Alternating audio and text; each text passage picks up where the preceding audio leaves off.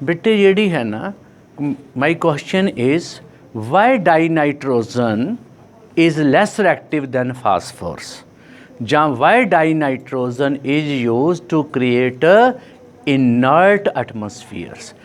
ਬੱਚੋ ਜਦੋਂ ਆਪਾਂ ਕੋਈ ਪ੍ਰੋਸੈਸਿੰਗ ਕਰਦੇ ਹਾਂ, ਮੰਨ ਲਓ ਸਟੀਲ ਨੂੰ ਆਪਾਂ ਮੈਲਟ ਕਰਨਾ ਹੈ ਤਾਂ ਉਹ ਆਪਾਂ ਏਅਰ ਦੇ ਵਿੱਚ ਜੇ ਮੈਲਟ ਕਰਾਂਗੇ ਤਾਂ ਉਹ ਆਕਸੀਜਨ ਰਿਐਕਟ ਕਰਕੇ ਆਕਸਾਈਡ ਬਣਾ ਲਏਗਾ, ਬਲੈਕ ਹੋ ਜਾਏਗਾ ਲੋਹਾ, ਅਤੇ ਅਸੀਂ ਉਹਨੂੰ ਕਿਹਦੇ ਵਿੱਚ ਪ੍ਰੋਸੈਸ ਕਰਦੇ ਹਾਂ, ਡਾਈਨਾਈਟ੍ਰੋਜਨ 'ਚ। ਜਿਹੜੀ ਵਿੱਚ ਡਾਈਨਾਈਟ੍ਰੋਜਨ ਹੈ ਇਹਦੇ 'ਚ ਅਸੀਂ ਫੂਡ ਪੈਕ ਕਰਦੇ ਹਾਂ। ਤੁਸੀਂ ਆਮ ਭੁਜੀਆ ਵਗੈਰਾ ਦਾ ਪੈਕਟ ਖਾਂਦੇ ਨਾ, ਫੁੱਲਿਆ ਹੁੰਦਾ, ਜਿਹੜਾ ਵਧੀਆ ਕੰਪਨੀ ਦਾ ਹੋਵੇ, ਅਤੇ ਉਹਦੇ ਵਿੱਚ ਕਿਹੜੀ ਗੈਸ ਭਰੀ ਹੁੰਦੀ ਹੈ, ਡਾਈਨਾਈਟ੍ਰੋਜਨ, ਕਿਉਂਕਿ ਡਾਈਨਾਈਟ੍ਰੋਜਨ ਰਿਐਕਟ ਨਹੀਂ ਕਰਦੀ। ਜਦੋਂ ਬੇਟੇ ਲਾਈਟਨਿੰਗ ਹੁੰਦੀ ਨਾ ਆਸਮਾਨ ਦੇ ਵਿੱਚ, ਉਦੋਂ ਹਾਈ ਟੈਂਪਰੇਚਰ 'ਤੇ ਡਾਈਨਾਈਟ੍ਰੋਜਨ ਰਿਐਕਟ ਕਰਦੀ ਆਕਸੀਜਨ ਦੇ ਨਾਲ, ਨਾਈਟ੍ਰਿਕ ਆਕਸਾਈਡ, ਨਾਈਟ੍ਰੋਜਨ ਡਾਈਆਕਸਾਈਡ ਵਗੈਰਾ ਆਕਸਾਈਡ ਪ੍ਰਪੇਅਰ ਕਰਦੀ ਹੈ। ਹੁਣ ਮੇਰਾ ਮਤਲਬ ਹੈ ਵੀ ਇਹ ਰਿਐਕਟਿਵ ਕਿਉਂ ਇੰਨੀ ਘੱਟ ਹੈ ਜਦੋਂ ਕਿ ਫਾਸਫੋਰਸ ਇੰਨੀ ਜ਼ਿਆਦਾ ਰਿਐਕਟਿਵ ਹੈ। ਫਾਸਫੋਰਸ ਨੂੰ ਤਾਂ ਬੇਟੇ ਆਪਣੇ ਆਪ ਹੀ ਅੱਗ ਲੱਗ ਜਾਂਦੀ, ਉਹਨੂੰ ਹੀ ਪਾਣੀ 'ਚ ਸਟੋਰ ਕਰਕੇ ਰੱਖਦੇ ਆ। White phosphorus is very reactive and very poisonous, ਪਰ ਡਾਈਨਾਈਟ੍ਰੋਜਨ ਜਿਹੜੀ ਹੈ ਉਹ ਰਿਐਕਟ ਨਹੀਂ ਕਰਦੀ। ਤਾਂ ਇਸ ਨੂੰ ਸਮਝਣ ਵਾਸਤੇ ਅਸੀਂ ਪਹਿਲਾਂ +1 ਦੇ ਵਿੱਚ ਪਹੁੰਚੀਏ। ਪਹਿਲਾਂ +1 'ਚ ਵਿੱਚ ਮੈਂ ਪੜ੍ਹਿਆ ਸੀ ਵਾਟ ਇਜ਼ ਕੈਮੀਕਲ ਰਿਐਕਸ਼ਨ। ਤਾਂ ਕੈਮੀਕਲ ਰਿਐਕਸ਼ਨ ਕੀ ਹੁੰਦਾ ਹੈ? ਤੁਸੀਂ ਕਹਿੰਦੇ chemical reaction is rearrangement of the atom. Atom ਦਾ ਕੀ ਹੁੰਦਾ ਹੈ? ਰੀਅਰੇਂਜਮੈਂਟ ਹੁੰਦਾ। ਜਿਵੇਂ ਆਪਾਂ ਪੁਰਾਣੇ ਕਮਰੇ ਢਾਹ ਕੇ ਉਹਨਾਂ ਇੱਟਾਂ ਦਾ ਹੀ ਦੁਬਾਰਾ ਨਵਾਂ ਘਰ ਬਣਾ ਲਈਏ, ਦੈਟ ਇਜ਼ ਕੈਮੀਕਲ ਰਿਐਕਸ਼ਨ। ਇੱਟਾਂ ਭਾਵੇਂ ਆਪਾਂ ਬਾਜ਼ਾਰੋਂ ਨਹੀਂ ਲੈ ਕੇ ਆਉਂਦੇ, ਉਹ ਹੀ ਢਾਹ ਲਿਆ, ਛੋਟੇ ਕਮਰੇ ਢਾਹ ਲਿਆ, ਉਹੀ ਬਣਾ ਲਿਆ, ਉਹ ਇੱਕ ਕੈਮੀਕਲ ਰਿਐਕਸ਼ਨ ਹੋ ਗਿਆ। ਪਹਿਲੇ ਜਿਹੜੇ ਕਮਰੇ ਢਾਏ ਸੀ ਉਹ ਰਿਐਕਟੈਂਟ ਸੀ, ਜਿਹੜਾ ਨਵਾਂ ਬਣਾ ਲਿਆ ਉਹ ਕੀ ਬਣ ਗਿਆ? ਆਪਣਾ ਪ੍ਰੋਡਕਟ। ਤੁਸੀਂ ਕਹਿੰਦੇ chemical reaction is a rearrangement of atom. ਅਤੇ ਤੁਹਾਨੂੰ ਬੱਚੋ ਪਤਾ during rearrangement old bond break and new bond formed. ਪੁਰਾਣੀਆਂ ਬੌਂਡਸ ਬੇਟੇ ਬ੍ਰੇਕ ਹੋਣੀਆਂ, ਨਵੀਆਂ ਬੌਂਡ ਬਣਨੀਆਂ। ਜੇ ਬੱਚੋ ਪੁਰਾਣੀਆਂ ਬੌਂਡ ਬ੍ਰੇਕ ਹੀ ਨਾ ਹੋਣ, ਪੁਰਾਣੇ ਕਮਰੇ ਟੁੱਟਣ ਹੀ ਨਾ ਸਾਡੇ ਕੋਲੋਂ, ਤਾਂ ਫਿਰ ਐਕਸ਼ਨ ਹੋਏਗਾ? ਨਹੀਂ ਹੋਏਗਾ। ਬਸ ਸੇਮ ਅਸੀਂ ਇੱਥੇ ਲਾ ਦੇਣਾ। ਜਿਹੜੀ ਬੱਚੋ ਡਾਈਨਾਈਟ੍ਰੋਜਨ ਹੈ ਨਾ, ਇਹਦਾ ਬੌਂਡ ਆਰਡਰ 3 ਹੈ। 3 ਬੌਂਡ ਆਰਡਰ ਕਿਸੇ ਵੀ ਡਾਈ ਐਟੋਮਿਕ ਮਾਲੀਕੂਲ ਦਾ ਨਹੀਂ, ਇਕੱਲੀ ਡਾਈਨਾਈਟ੍ਰੋਜਨ ਦਾ। ਟ੍ਰਿਪਲ ਬੌਂਡ ਹੈ ਇਹਦੇ 'ਚ। ਡਾਈਨਾਈਟ੍ਰੋਜਨ ਦਾ ਕੀ ਹੈ? 3 ਬੌਂਡ ਆਰਡਰ ਹੈ ਬੇਟੇ, and there is a triple bond between 2 nitrogen atom. To break triple bond, very large amount of energy is required. ਇਹਦੀ ਬੱਚੋ ਨੂੰ ਤੋੜਨ ਵਾਸਤੇ ਨਾ 946 ਕਿਲੋ ਜੌਲ ਦੇ ਨੇੜੇ ਤੇੜੇ ਐਨਰਜੀ ਲੱਗਦੀ ਹੈ, ਬੜੀ ਹਾਈ ਐਨਰਜੀ ਲੱਗਦੀ ਹੈ। ਅਤੇ such a large amount of energy is not available at ordinary temperature. Ordinary temperature 'ਤੇ ਬੇਟੇ ਇੰਨੀ ਐਨਰਜੀ ਅਵੇਲੇਬਲ ਨਹੀਂ ਹੁੰਦੀ। That is why dinitrogen is inert at room temperature, whereas in phosphorus. ਬੇਟੇ phosphorus ਦਾ ਸਿੰਗਲ ਬੌਂਡ ਹੁੰਦੀ ਹੈ। ਇੱਕ ਮੈਂ ਬੱਚੇ ਤੁਹਾਨੂੰ ਸਿੰਪਲ ਜੀ ਗੱਲ ਦੱਸਦਾ, ਹਾਸੇ ਵਾਲੀ ਹੈ ਵੈਸੇ ਤਾਂ। ਹੁਣ 2 ਮੋਟੇ ਮੋਟੇ ਢਿੱਡਲ ਐਂ ਕਰਕੇ ਇੱਕ ਦੂਜੇ ਨੂੰ ਮਿਲਣ ਅਤੇ ਦੂਰ ਹੀ ਰਹਿ ਜਾਣਗੇ, ਫੜ ਲੈਣਗੇ ਇੱਕ ਦੂਜੇ ਨੂੰ, ਢਿੱਡ ਨਾਲ ਢਿੱਡ ਟਕਰਾਊਗਾ, ਪਰਾਂ ਜਾਣਗੇ ਉਹ। ਤਾਂ ਉਹ ਬਿਲਕੁਲ ਇੱਥੇ ਗੱਲ ਢੁੱਕਦੀ ਹੈ। ਫਾਸਫੋਰਸ ਦਾ ਸਾਈਜ਼ ਵੱਡਾ ਬਈ, ਜੇ ਇਹਦਾ ਸਾਈਜ਼ ਜ਼ਿਆਦਾ ਹੈ ਤਾਂ ਇਹਦੀ ਬੌਂਡ ਲੈਂਥ ਜ਼ਿਆਦਾ ਹੋਊਗੀ, ਦੂਰ ਦੂਰ ਹੋਣਗੇ। ਜੇ ਦੂਰ ਦੂਰ ਹੋਣਗੇ ਤਾਂ ਬੌਂਡ ਐਨਰਜੀ ਕੀ ਹੋਊਗੀ? ਘੱਟ ਹੋਏਗੀ। ਬੌਂਡ ਐਨਰਜੀ ਬਹੁਤ ਘੱਟ ਹੈ, ਇਹ ਇਮੀਡੀਏਟਲੀ ਬ੍ਰੇਕ ਹੋ ਜਾਂਦਾ। That is Y white phosphorus is very very reactive. White red ਨਾਲੋਂ ਜ਼ਿਆਦਾ ਰਿਐਕਟਿਵ ਹੁੰਦਾ। ਇਹ ਮੈਂ ਅੱਗੇ ਕੁਐਸਚਨ ਬਣਾ ਕੇ ਤੁਹਾਨੂੰ ਦੱਸਦਾ ਵਾਈਟ ਰੈੱਡ ਨਾਲੋਂ ਕਿਉਂ ਜ਼ਿਆਦਾ ਹੁੰਦਾ। ਅਤੇ ਜਿਹੜੀ ਡਾਈਨਾਈਟ੍ਰੋਜਨ ਆ, ਉਹ ਜਿਹੜੀ ਟ੍ਰਿਪਲ ਬੌਂਡ ਹੈ, ਇਹ 'ਚ ਕਿਹੜੀ ਬੌਂਡ ਹੈ? ਸਿੰਗਲ ਬੌਂਡ ਹੈ। That is why dinitrogen is less reactive as compare to phosphorus. ਇਹ ਮੇਰਾ ਕੁਐਸਚਨ ਲਿਖਣਾ ਇੱਥੇ ਵੈਰੀ ਇੰਪੋਰਟੈਂਟ ਪਾਉਣਾ, ਵੈਰੀ ਇੰਪੋਰਟੈਂਟ, ਮੋਸਟ ਇੰਪੋਰਟੈਂਟ ਵੀ ਲਿਖ ਸਕਦੇ ਹੋ। ਲਿਖੋ why white phosphorus is more reactive than red phosphorus।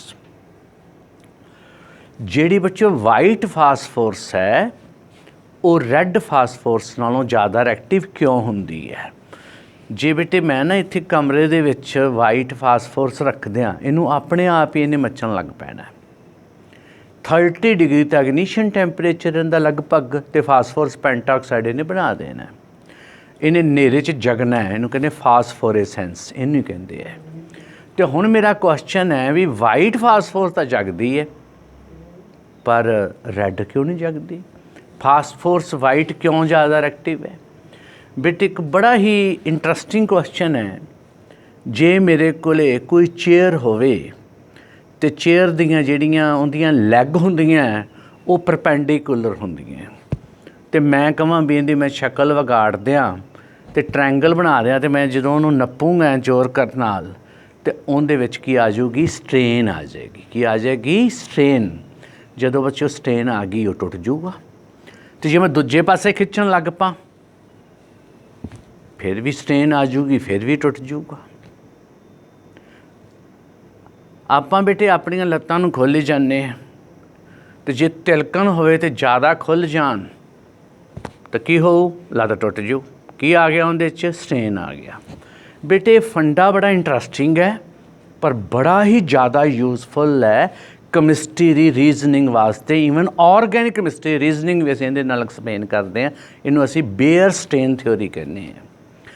जदों किसी भी मॉलीक्यूल दे विच एंगल जिन्ना होना चाहिदा है उस तो घट जावे जां उस तो वध जावे तां उहदे विच एंगल स्ट्रेन आ जाती है।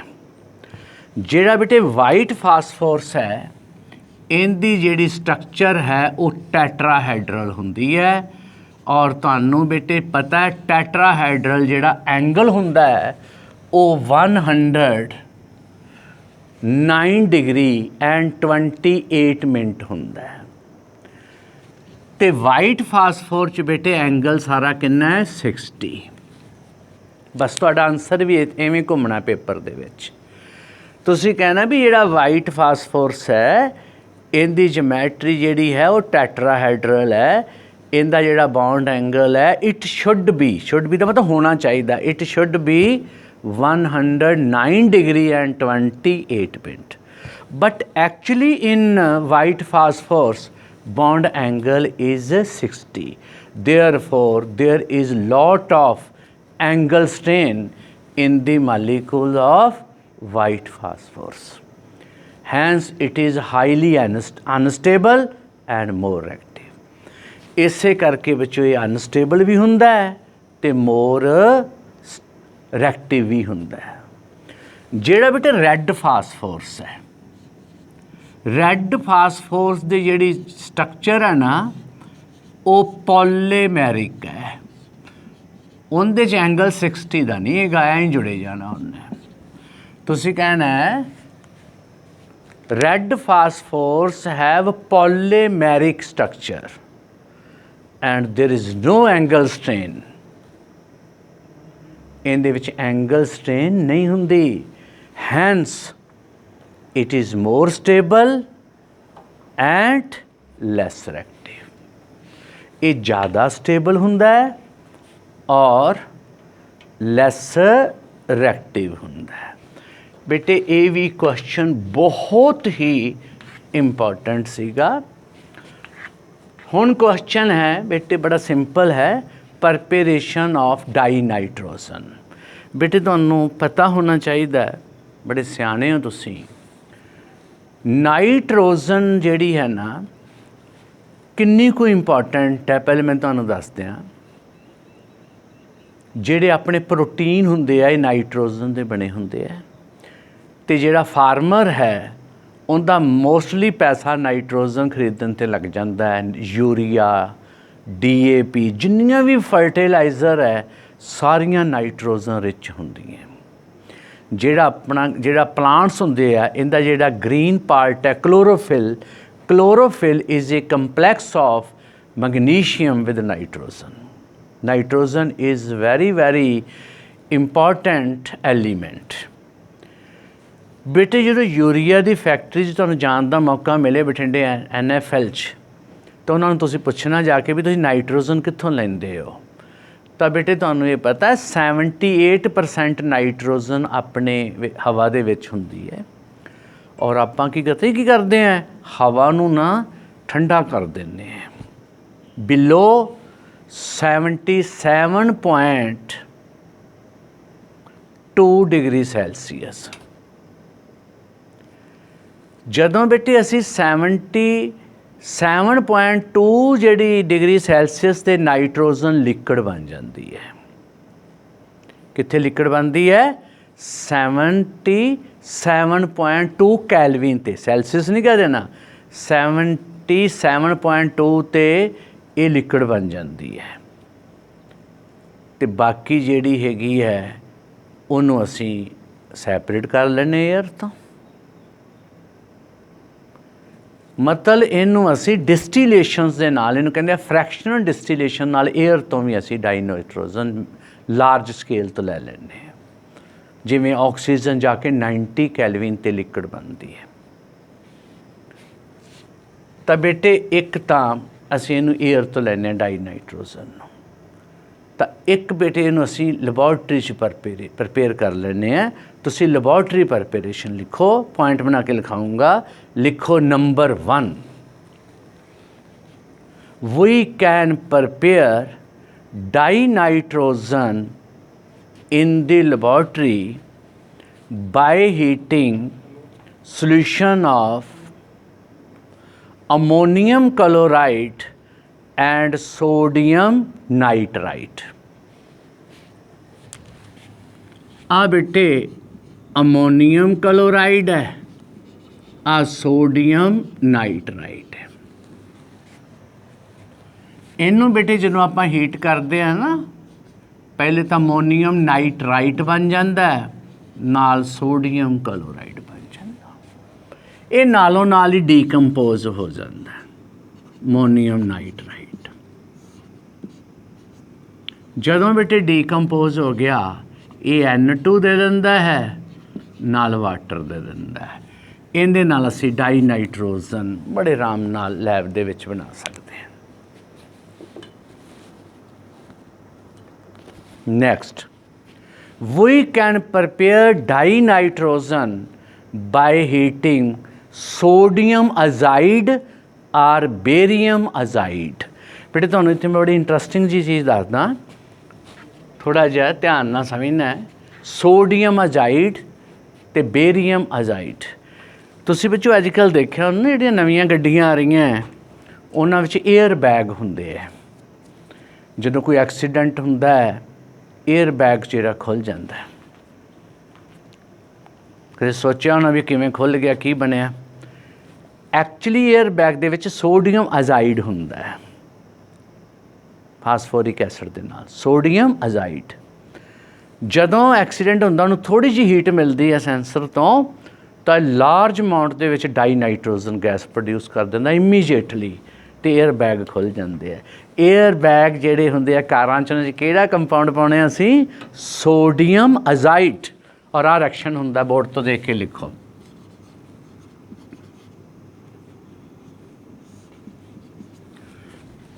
ये सोडियम मैटल बना दिंदा है, नाल डाईनाइट्रोजन बना दिंदा, बनाउंदा भी थोक जी है।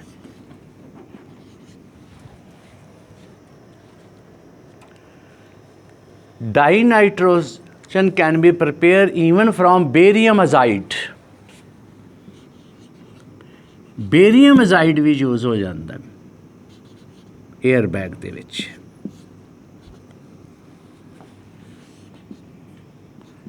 ये दे दिंदा है बेरियम डाईनाइट्रोजन एंड बेरियम। इहदे नाल बेटे आपां डाईनाइट्रोजन बना सकते हैं।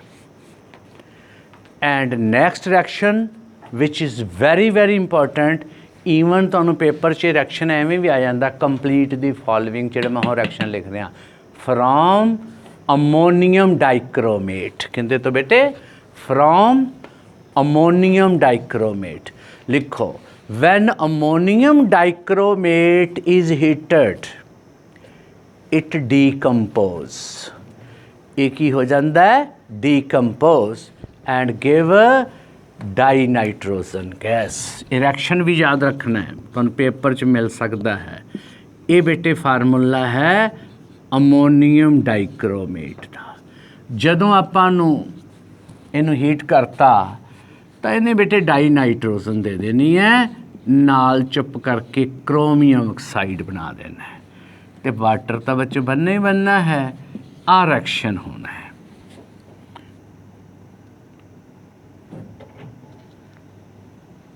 और इनू आपां बैलेंस कर लेने बेटे, इत्थे किन्ने हैगे आ वाटर 4 बन गए, अपनी इक्वेशन भी बैलेंस हो गई, सारा कुछ ही बैलेंस हो गया।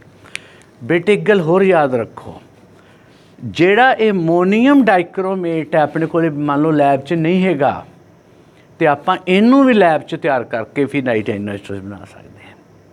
तो इसको किवें? By heating ammonium chloride with potassium dichromate. ये बच्चों तुहाडे रिएक्शन है for the preparation of dinitrogen. ठीक है, नैक्सट बच्चों जो टॉपिक अपना होएगा हाइड्राइड ऑफ नाइट्रोजन फैमिली, ये नैक्सट वीडियो च आपां करांगे। ठीक है।